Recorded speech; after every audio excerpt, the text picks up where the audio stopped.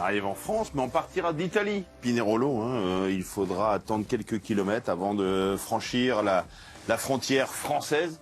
Alors, pratiquement pas de plat. À la sortie de Pinerolo, on aura les 20 premiers kilomètres, ce sera pas trop dur. Et puis la première ascension, ce sera la montée de Sestrières. Ce sera par le côté le moins pentu, c'est long, mais ce sera un col de deuxième catégorie. Puis derrière, bien c'est l'enchaînement. On descend, on ira chercher Montgenèvre, également en deuxième catégorie.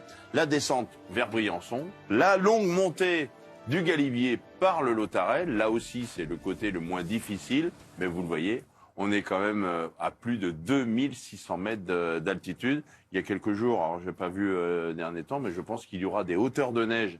On aura des belles images au sommet. On va avoir des magnifiques paysages demain. 2600 mètres, le toit de ce Tour de France. Non, la Bonnette. Il y a la Bonnette, c'est à 2008, la Bonnette. Ah oui. Mais presque, à 200 mètres près. À 200 mètres près, c'est rien du tout. La descente et on arrivera à Valoir. 200 mètres près, ça peut être long pour les gens me disaient comme ça. C'est pas faux, c'est pas faux. Non mais c'est vrai que le Galibier est vraiment difficile, on va dire, sur les 5-6 derniers kilomètres.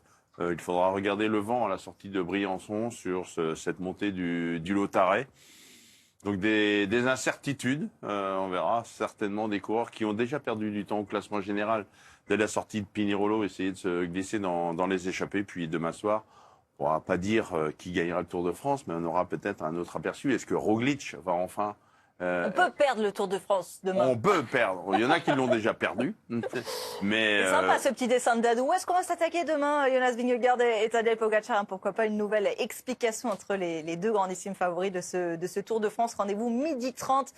Demain, on va en prendre plein les yeux pour cette 4e étape du Tour. Un dernier détour. Du côté de l'Italie, on va retrouver notre envoyé spécial Louis-Pierre Frileux, aux côtés d'un des régionales de cette étape demain. Il connaît bien le Galibier, c'est Vincent Lavenu.